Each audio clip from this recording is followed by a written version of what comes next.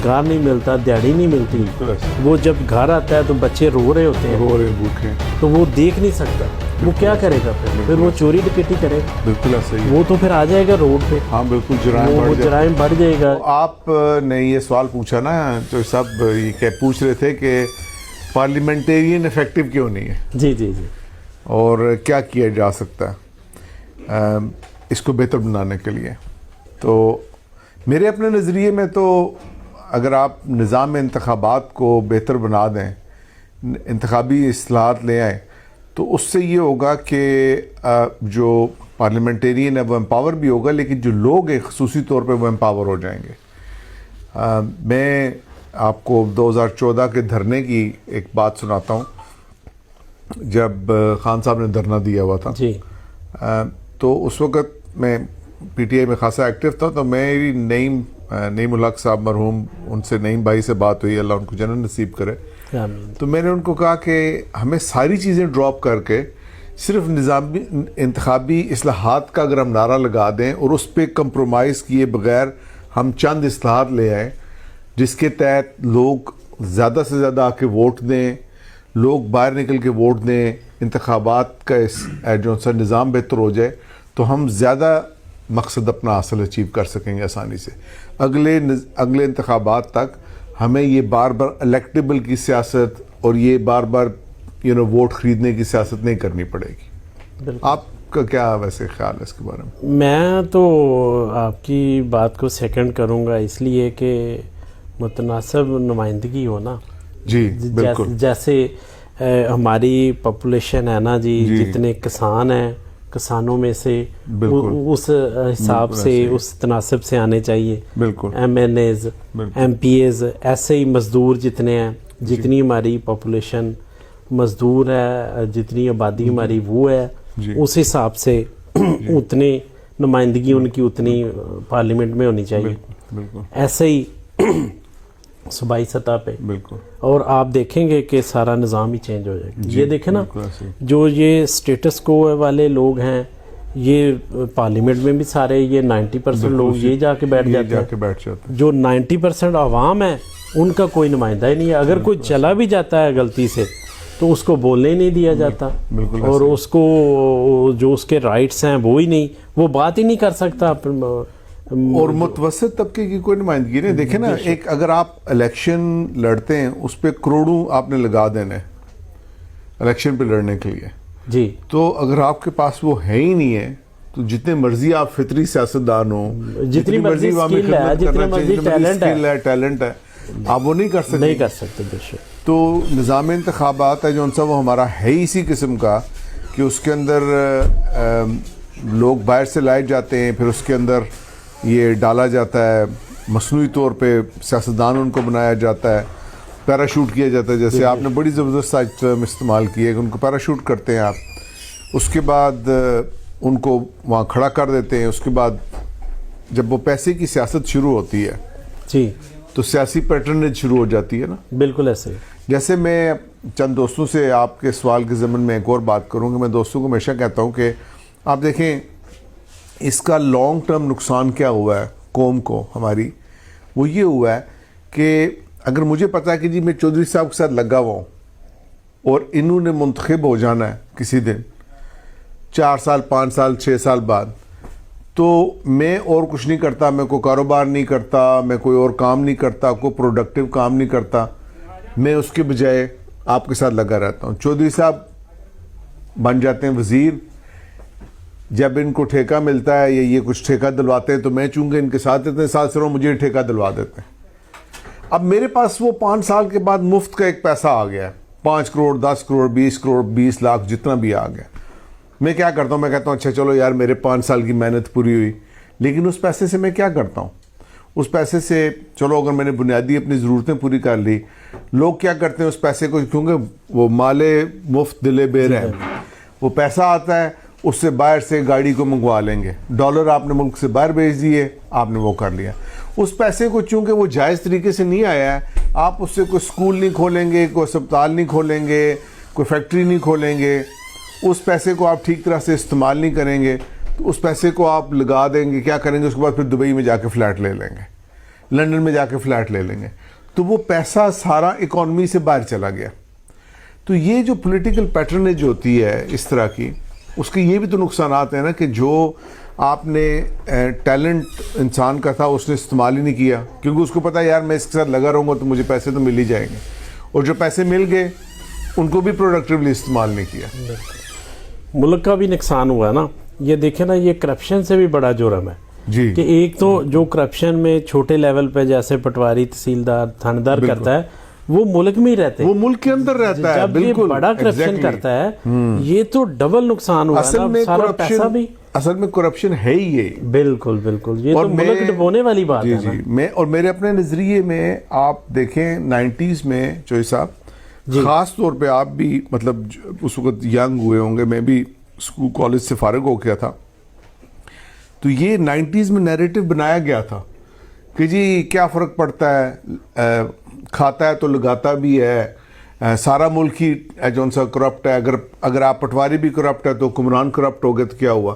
لیکن یہ سمجھنے کی ضرورت ہے کہ اگر آپ ایک ٹھیلے پہ امرود بیچ رہے ہیں اور آپ 2 گلے سڑے امرود بیچتے ہیں, تو آپ کی وہ جو غلط حرکت ہے, بدعنوانی ہے, اس کا نقصان بالکل مختلف ہے کمپیئر ٹو سم باڈی جو وزیر بنتا ہے, جو ملینز آف ڈالرز کی کرپشن کرتا ہے اور وہ پیسہ باہر لے جاتا ہے. اگر میں پولیس والا ہو کے آپ سے پیسے لیتا ہوں, جیسے آپ نے پٹواری کی مثال دی, تو میں 1000 روپیہ لیتا ہوں تو 100 روپیہ میں جا کے بیوی کو دیتا ہوں, 100 روپے میں دوائی خریدتا ہوں ماں کی, 100 روپے میں والد کو دیتا ہوں, 100 روپے بھائی کو دیتا ہوں, 100 روپے میں بچے, تو وہ اکانومی میں سرکولیشن ہو رہی ہے نا, منی لانڈرنگ نہیں ہو رہی.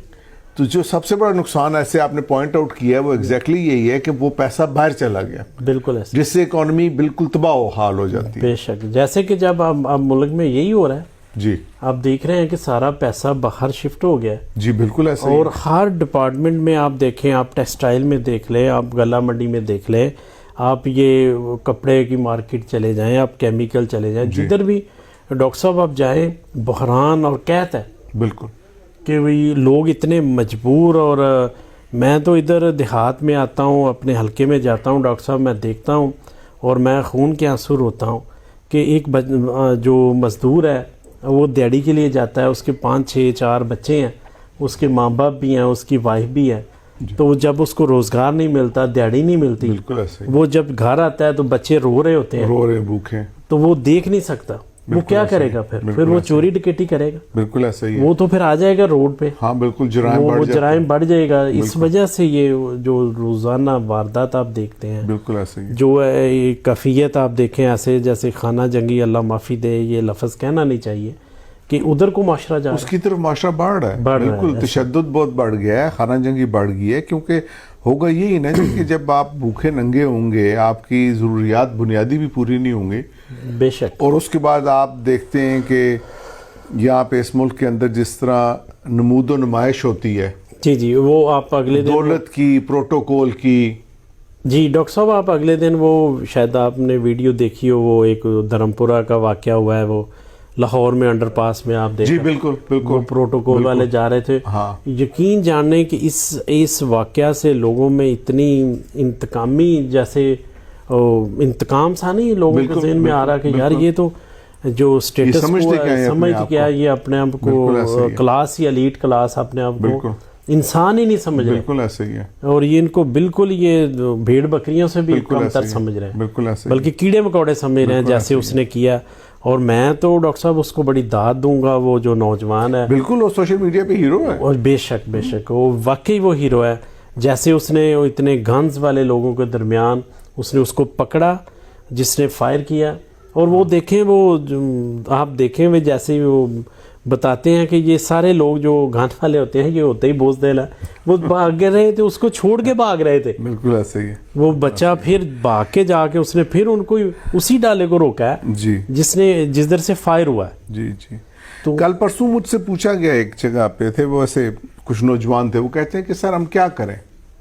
میں نے کہا بھائی آپ تاریخ پہ نظر ڈالیں, آپ کو کبھی آپ کو ہمیشہ نظر آئے گا کہ کوئی ایسی قوم نہیں ہے, صرف قرآن کا حکم ہے کہ قوم کی اپنی تقدیر نہیں بدل سکتی جب تک لوگ خود اپنے آپ کو نہ بدلیں. تاریخ پہ آپ نظر ڈالیں, جب تک آپ خود کوئی ایکشن نہیں لیتے ہیں, عمل نہیں کرتے ہیں, کبھی آپ کو منو سلوا اتر کے نہیں ملے گا. آپ کو اپنے حقوق کے لیے کھڑا ہونا پڑے گا. اس کا مطلب یہ نہیں ہے کہ آپ وائلنٹ ہو جائیں، لیکن آپ جس لیول پہ جو جدوجہد کر سکتے ہیں آپ کو وہ کرنی چاہیے اپنے حقوق کے لیے. آپ کا رائٹ ہے، آپ کا رائٹ ہے. احتجاج آپ کا جو پرامن احتجاج ہے وہ کم از کم کچھ نہیں جیسے اب ہو رہا ہے، تو کم از کم ادھر سے بندہ کھڑا ہو کے کہے کہ یار یہ ناانصافی ہو رہی ہے، یہ ناانصافی ہو رہی ہے، کم سے کم یہ تو کہنا چاہیے. بولنے کا موقع بھی نہیں آپ دے رہے، کم از کم یہ تو آپ کہہ سکتے ہیں نا اپنے رائٹس کے لیے آپ اٹھ کے کھڑے ہو، آپ بات کریں. تو معاشرہ جتنے بھی ڈاکٹر صاحب آپ دیکھیں دنیا میں ترقی ہوئی ہے جی وہ ایجوکیشن سے ہوئی ہے، اویئرنیس سے ہوئی ہے. بالکل ایسا جتنی بھی قومیں آگے گئی ہیں، آپ پیچھے چلے جائیں 16ویں صدی میں چلے جائیں، 15ویں میں چلے جائیں، یہ یورپ والے کیا تھے؟ ہاں بالکل، یہ تو ایک دوسرے کا گلا کاٹ رہے تھے. ہاں بالکل، تباہ کن جنگیں ہوتی تھی، بے تحاشا شک وائلنس تھا. انہوں نے یہ سیکھا ہے یہ چیز ساری، بلکہ وہ کیس اسٹڈی پڑھاتے ہیں اپنے انسٹیٹیوٹ میں، اپنی اچھی یونیورسٹیز میں. بالکل ایسا ہی. ہمارے جو انہوں نے جیسے یہ اپنا بنگال والا واقعہ ہوا ہے، یہ اس کا ایسٹ انڈیا کمپنی والا جو معاملہ ہے، جو مغلوں سے انہوں نے گورنمنٹ لیا ہے، سکھوں سے لیا ہے، وہ جو تھے ہمارے بنگال والے حکمران نواب سراج الدولہ، وہ آج بھی وہ کیس اسٹڈی پڑھاتے ہیں کہ وہ کیسے انہوں نے ان کو ناکام کیا. بالکل ایسے 2-3 ہزار لوگ، یہ 30,000 لوگ. ہاں بالکل ایسے. تو انہوں نے ایسی افراتفری اس میں پھیلائی کہ وہ آپس میں لڑ کے تو انہوں نے سلنڈر کر دیا. دیکھیں نا، کسی بھی قوم کو تباہ کرنے کا بہترین طریقہ یہ ہے کہ اس کو تعلیم سے محروم کریں، اس کو روزگار سے محروم کریں، لوگ فرسٹریٹ ہوں، لوگ آپس میں جھگڑنا شروع کر دیں، اندرونی اختلاف شروع ہو جائے، بالکل ایسے اندرونی انتشار پھیلے. تو لیکن اگر ہم خود ہی ایسا ماحول کریٹ کر دیں جس میں اندرونی انتشار پھیلنے آسان ہو جائے، اور اگر کوئی باہر سے ہمارا دشمن یہ کرنے کی بھی کوشش کرتا ہے تو موقع تو ہم نے اس کو میسر کیا ہے نا. بے شک، بالکل ایسا. ہمارا اپنا قصور ہے کہ ہمیں نظر نہیں آ رہا کہ ہم جو یہ عمل قدم اٹھا رہے ہیں اس کے کتنے نقصانات ہوں گے. بے شک، بالکل ایسا. اور وہ معاشرے پہ بھی ہوں گے، قوم پہ بھی ہوں گے، اور ملک پہ بھی ہوں گے. بالکل ایسے ہی. تو ڈاکٹر صاحب لاسٹ پر ویورز کے لیے آپ کا کوئی پیغام، آپ یہاں پہ آئے، فیصل آباد کو صنعتی لحاظ سے بیک بون کی صلاحیت حاصل تھی، تو آج جو پاکستان میں صنعت کا حال ہے یا کسی بھی شعبے میں بدتری چھائی ہوئی ہے، تو اس سے کیسے نکلا جا سکتا ہے؟ تو چوہدری صاحب سے آپ ملے تو کینڈلی میرے ان سوالوں کا. اچھا، آپ یہ سوال جو آپ کہنا کہ کس طرح بدلا جا سکتا ہے، یہ بڑا ریلیونٹ سوال ہے، کیونکہ آپ نے کہا چودھری صاحب سے آپ ملے. بات یہ ہے کہ جب آپ ملک کا تجزیہ کریں اور اس میں نظر آتا ہے آپ کو کہ لوگ صنعت کار ہے جون سا وہ اپنی صنعت کو یہاں سے بند کرتا ہے، باہر چلا جاتا ہے. کتنے لوگ یہاں سے بنگلہ دیش میں چلے گئے. بنگلہ دیش کے اندر اس وقت اتنا پاکستانی صنعت کار ہے، انویسٹمنٹ ہوئی ہوئی ہے وہاں پہ. پھر پاکستان کو چھوڑ کے لوگ دبئی میں چلے گئے، یورپ میں چلے گئے. اور ایسی بات نہیں ہے کہ صرف غریب بندہ جا رہا ہے، امیر بندہ بھی جا رہا ہے، صنعت کو بند کر رہا ہے، کیونکہ اس کو سہولت نہیں ہے، اس کی بزنس مشکل ہے، اس کی جان و مال کا تحفظ نہیں ہے، لا اینڈ آرڈر نہیں ہے یہاں پہ. تو لیکن ساتھ ہی آپ نے کہا کہ جی چودھری صاحب سے ملے، تو چودھری صاحب سے ملنے کے بعد تو میری جو مایوسی تھی وہ ختم ہو گئی ہے. نہیں، صحیح بات کہہ رہا ہوں، یہ سچی بات کہہ رہا ہوں. میری مایوسی اس لیے ختم ہوئی ہے کہ اگر ان حالات میں بھی چودھری صاحب جیسا بندہ موجود ہے جو بالکل عام انسانوں کی طرح اپنی زندگی گزار رہا ہے، لیکن دوسرے عام انسانوں کو بھی اپنے ساتھ لے کے چلنے کی کوشش کر رہا ہے، ان کی فلاح و بہبود کر رہا ہے، تو اس کا مطلب ہے کہ ہمیں مایوس نہیں ہونا چاہیے.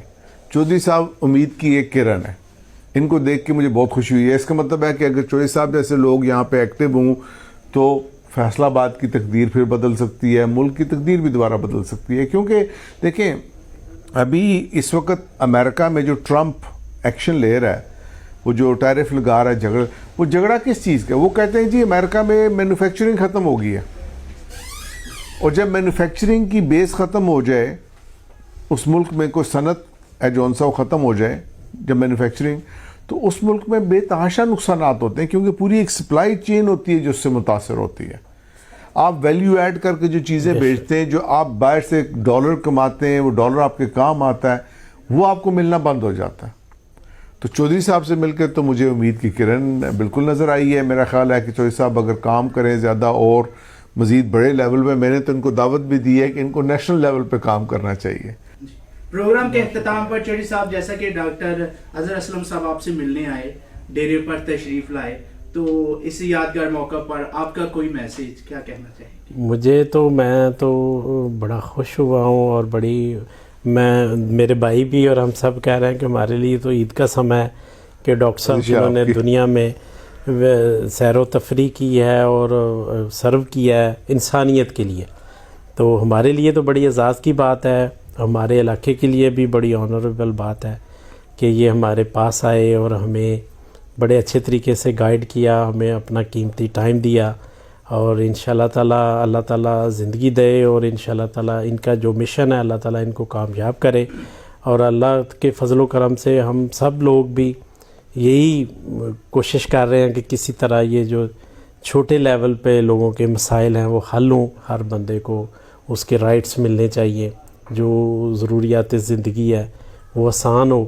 तो उसके लिए जी हम सब इंशाल्लाह ताला कोशिश करेंगे कि अल्लाह के फजल व करम से हमारा मुल्क है तो हम हैं, तो इंशाल्लाह ताला अल्लाह पाक अपनी रहमत करेंगे। और मैं फिर शुक्रिया अदा करता हूँ डॉक्टर साहब का, अहमद साहब नहीं, का। मैं बहुत शुक्रिया अदा करता हूँ आपने नहीं ये आपने बहुत नहीं, मेहमान नवाजी और फयाजी से काम लिया है इन्होंने, इतनी दूर से हमारे लिए आए और ज़बरदस्त अफ्तारी करवाई है हमें, ज़बरदस्त खाना खाया हमने यहाँ से। मेहरबानी।